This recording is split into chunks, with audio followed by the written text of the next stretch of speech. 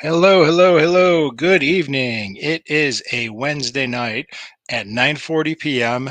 and this is the Burning River Browns Talk. Thank you for joining us. Welcome.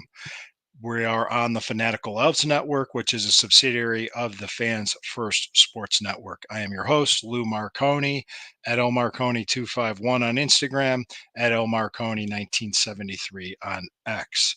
Thank you for joining us. We appreciate it. Please like, comment, share, subscribe, hit the notification bell. A lot of great content on Fanatical Elves, a lot of great people giving Browns content.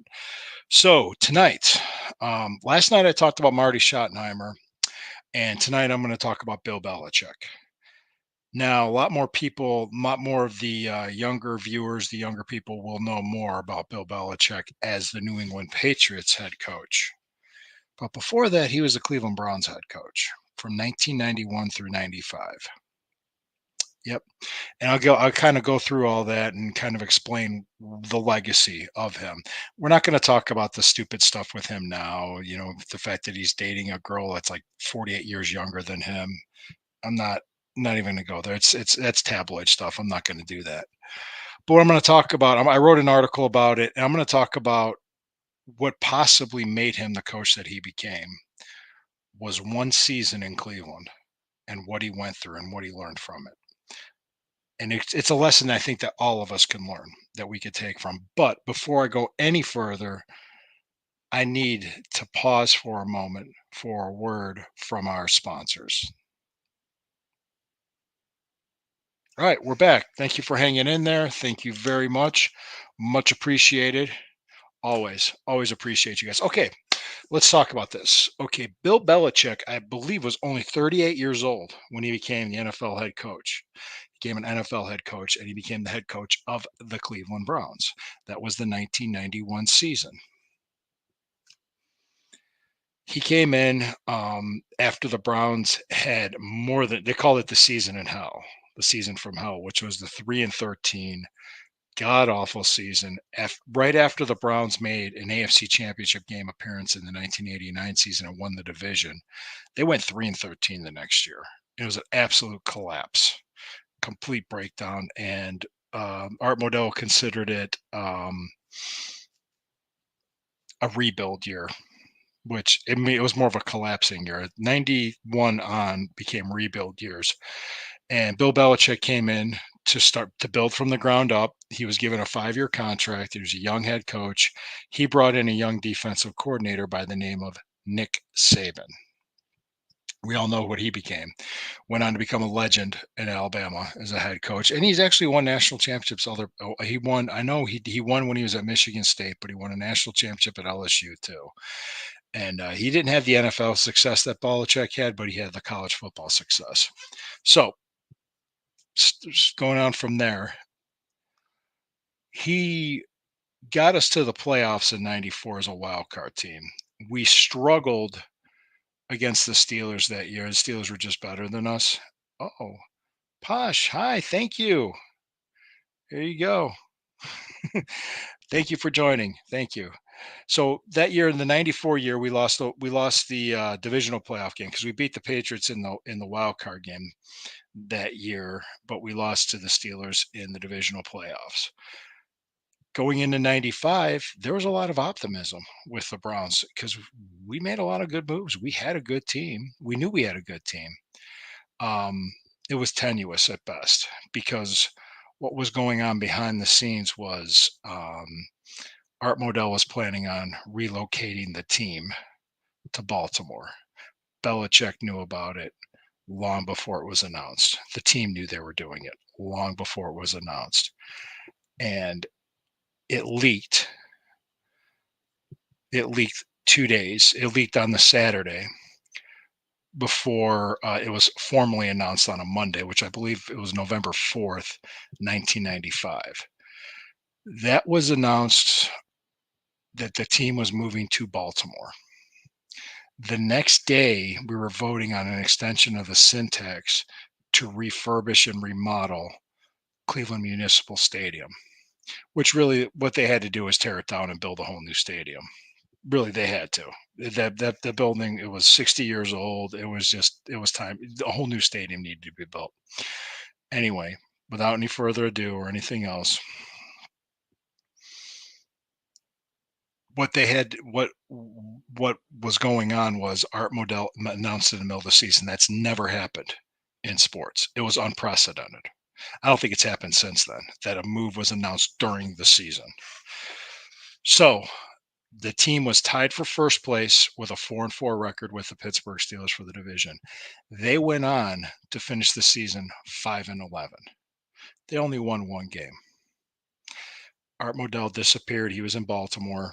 Belichick had nobody to go to. He tried to look up if this ever happened before, as any other sports franchise had to go through something like this. He couldn't find it. He had to figure it out on his own. And how could you coach? How could you put a team get a team go, field a team with such a distraction looming? They only won one game. They won the final home game against the Bengals. I don't know the exact score. It was in 1995. It was disappointing. It was just horrible. It was heartbreaking. In February 1996, Bill Belichick was formally fired as the coach of the team. That was shortly after the move was approved. Bart Modell was allowed to leave and be let out of the lease of the city if he left the team name, the team history, and the team colors in Cleveland. We let him go. He started fresh in Baltimore and started the Baltimore Ravens. That's how the Ravens came about. What happened too was the league had to get involved because Art Modell could not afford to continue doing what he was doing, but at the same time, he was stuck in the lease with the city.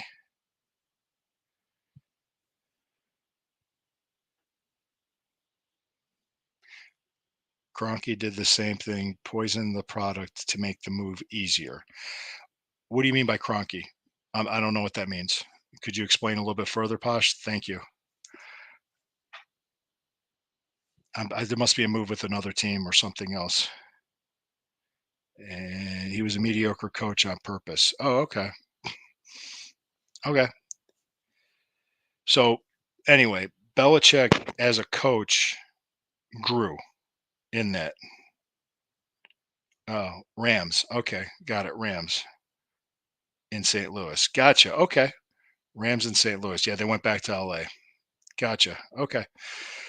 So anyway, back to it. Belichick was the coach of the team until February '96, and technically he wasn't Coach Fisher. Gotcha. Technically, he wasn't Cleveland's coach. He was Baltimore's coach when he was fired. So Cleveland didn't fire him.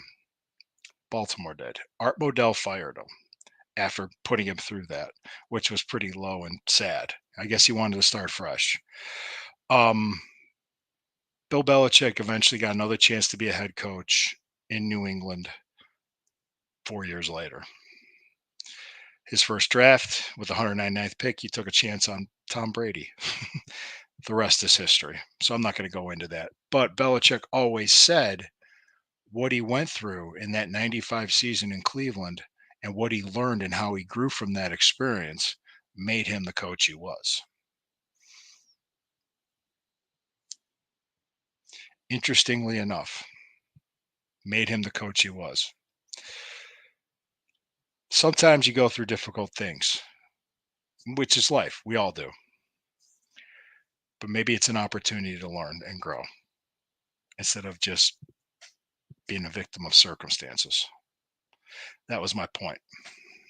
The legacy of Bill Belichick is going to be known as a New England coach, but he really he he he did an okay job in Cleveland. He did started producing a winner, and who knows what could have happened if he had a better owner and better circumstances. I was going to say one more thing about that was while Belichick was here, he was not liked by the media, the Cleveland media, because he didn't win a lot. He had one winning season, but the other seasons were kind of well. First season he went 6-10. The other two seasons he went 7-9, and then they went 11-5. They made the playoffs, and then they just went 5-11. It just collapsed at that point. But anyway, needless to say that he followed the Bill Parcells dealing with media, and he also followed the um, Bill Parcells coaching style too. But he evolved and he grew, and we all grow over time. We all change and everything, just like Coach Stefanski has now. And people think that Coach Stefanski doesn't give a lot. He talks. He's actually very nice and very congenial with other people. Who was the coach of the Ravens when they won the Super Bowl? That was Brian Billick. Brian Billick. He was a former offensive coordinator with the Vikings. Good question.